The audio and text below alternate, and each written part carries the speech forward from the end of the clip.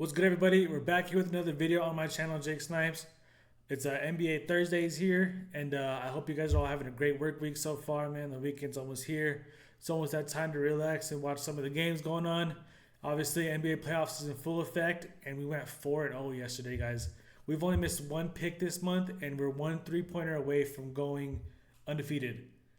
We chose Tyrese Maxey 2.5 3-pointers, and he made two. And I think that was the last game of the Boston and Philly game. Other than that, every pick we've done this month has hit. So we're on fire. I love to see it. We're gonna go 4-0 again today. But man, these games, the games yesterday were awesome. That New York Knicks and Sixers game was pretty close. I expected it to be another blowout, but that was close. The Karl Anthony Towns pick scared me. We had him for over 5.5 assists. He only had 2 at halftime because of foul trouble. He only played 8 minutes, but he ended up getting 7. He almost had a triple-double. He came back and played really well.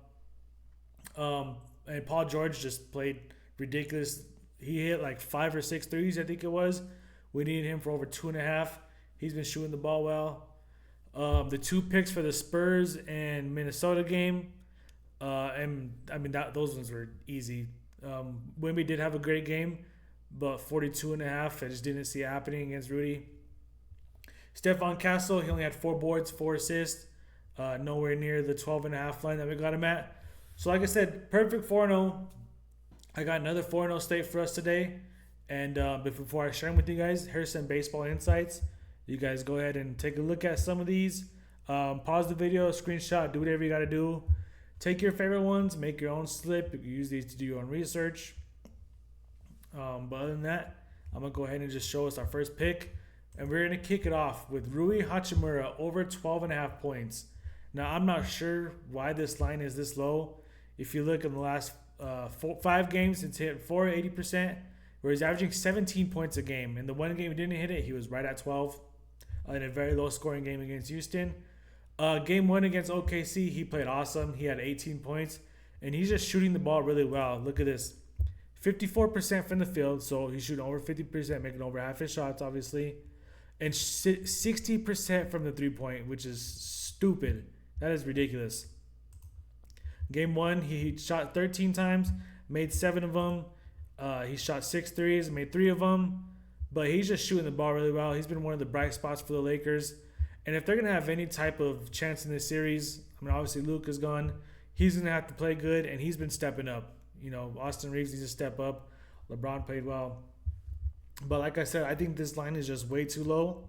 Rui Hachimura has exceeded 11.5 points in 12 straight games where he's averaging 16. So even past this last 5-game slate, in the last 12, he's averaging 16. So I'm not sure why this line is this low, but we love it. It even opened up at 11.5. But this is easily hammering the over. So this is going to be our first pick. With our second pick, we're going to go with another Lakers player that did play well. Marcus Smart, over 6.5 rebounds and assists.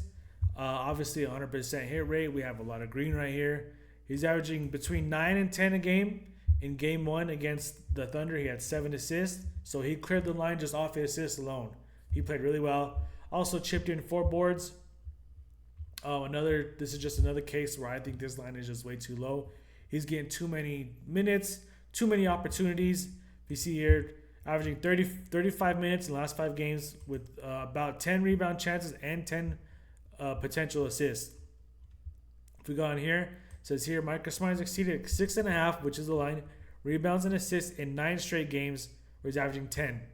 Okay, and like I said, he had a great game 1. I expect him to have a great game 2. We have a great matchup for the rebounds against OKC. They're ranked 20th in the league for rebounds allowed. Assists, not so much, but like I said, I think this line is just way too low. He's been a great guard for them. He's picked up some of Luka's slack and all of it. Obviously, you're not going to replace Luka, but 7 assists, clearing the line off that alone. I love this spot. So this is going to be our second pick. With our third pick, we're going to take this. We're going to stay within the same game, and we're going to take Lou Dort over 8.5 points and assists. Now, he's only averaged about 8.5 in the last 4 or 5 games, but obviously they have a 1 outlier game where he just had the 1 point against Phoenix and a blowout. So that brings the averages down. But other than that, game 1 against Lakers, 6 points, 4 assists. The game before that, both these games, he cleared it just off his points alone. And I almost went with his 3-pointers because he's getting a lot of open looks. But I like the assists and points combined line better. So I don't know if you guys watched game one. What the Lakers are doing is they're picking up SGA full court. Sorry about that. Marcus Smart did a really good job. He's not the defender he once was, but he did a great job at putting some type of ball pressure on SGA. As soon as he crosses half court, a second hop defender's coming. They're getting the ball out of SGA's hands, and it worked out. That plan did work out. He probably had his worst game, not only of the playoffs, but of the whole season. He didn't shoot the ball great. He had a lot of turnovers. The refs weren't bailing him out. So the plan did work. Unfortunately, they still did lose. OKC just has a lot more firepower. They have more depth than the Lakers. And the Lakers played better than the score looks like. They were doing well. OKC finally landed their haymaker at the beginning of the fourth quarter with that run. Sorry, I got an itch in my throat. But like I said, as soon as SGA is passing half court, they're doubling him. So what he has to do, kick the ball, and Lou Dort's going to get open threes. Him, Cason Wallace, Isaiah Joe. They're going to get open threes because of this coverage, and they're just going to knock him down. And now he's shooting 37% from the three, which is good. It's not elite. We'd like to be around 40%, especially with the type of looks that he's getting. Sorry. But not only that, when he's the one receiving the pass, a lot of the guards on OKC are good at this. Like I said, Cason Wallace, Lou Dort, Jared McCain. They're good at receiving the pass, seeing the secondary help defender coming, and then they're making the extra pass to the corner. Okay, so SGA from point of attack, shooting the ball from the wing to the corner. So that's how they're also getting assists. They're great at that. They're a great unselfish team. And the opportunities are just going to be there with that type of coverage that the Lakers are playing. So I think this is going to be an easy over. I think he could hit 3 threes off that coverage alone. Obviously, the volume is there. He had 5 attempts. He only made 2 of them. But he covered the rest off 4 assists. Like I said, they're moving the ball around great. So I really like this spot for our third pick. And this is going to be Lou Dort, 8.5 points of assists. We're going to ride with that. Now, before I share my last pick with you guys today, I want to remind everybody, sign up for better using my promo code SNIPES. Using my promo code will give you 2 no-sweat entries up to $200 of bonus cash. So $100 per entry will give you 2 free swings at it. Either you win or you get all your money back. You don't lose in the situation. Take advantage of the offer. Sign up for better using my promo code SNIPES. I'll have the link down below in the description, and good luck. And now that being said, we're going to get into one last pick here, where we're taking another reliable pick for us, Tobias Harris, points and rebounds over 24.5. Now, I think this last time we took this line, I think it was at 22.5. But he's been playing really awesome these playoffs. He's been a great veteran presence for Detroit. You see, in the last 5 games, 100% hit rate. He's averaging over 31, which is crazy gap between the line at 24.5. I'm not sure why this line is that low, but this is why we're here, to find these spots, to find these edges.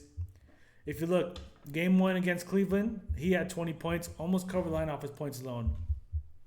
He chipped in 8 rebounds. He's always going to be around double-digit rebounds. He's always been a great rebounder for his size. And plus, he's just playing a lot of minutes. And Cleveland they're not as physical as they were the last couple of years. And I think that kind of shocked them. They weren't ready for that type of physicality that they bring in, especially on the road. Home at Detroit, I like this line with the home court advantage that they have. He's playing in game 1, he played 38 minutes, only sat down for only 9 minutes, basically. Let's see if I could get the rebound chances on that. 10 rebound chances, and he got 8 of them, so that's a great ratio, great rate. Tobias Harris has exceeded 24.5 points, rebounds in 4 of his last 5 games at home, where he's averaging about, like I said, 29. So we'll take that. Cleveland, about a middle of the pack for the matchup. 15 points allowed, 12 rebounds allowed. And I don't know what's going on with Donovan Mitchell. We know the playoff woes that James Harden had his whole career. But Jared Allen has to play better. He only had 2 points and I think 3 rebounds. So I expect a better game from him, but it might not be till they go back home to Cleveland. I think Tobias Harris is going to clear this, especially being at home in Game 2. He's playing really well, shooting almost 50% from the field as well. I mean, you can see with averaging over 20 points a game. The game before Game 1, he had 30, playing really well. You like to see him shoot better from the 3. He's getting over 5 attempts, only making about 2. So 33%. He's a better shooter than that, but it's okay. We'll still take the 50% overall. But I just think this line is way too low, and this is a great spot for Cleveland, and this is going to be our 4th pick. And I think we're going to go 4-0 again today. So I have the socials here up top. I got my Instagram, obviously my YouTube, and my Twitter. I'll have all the information from the video in there. I'm going to try to be more active on the socials, see what goes from there. But other than that, that's going to wrap it up for today's video. I hope we're going to see some good games. Going to watch some baseball on top of that. It's Thursday. The weekend's almost here. But yeah, let's go get some green, and I'll see you guys in this video. Peace.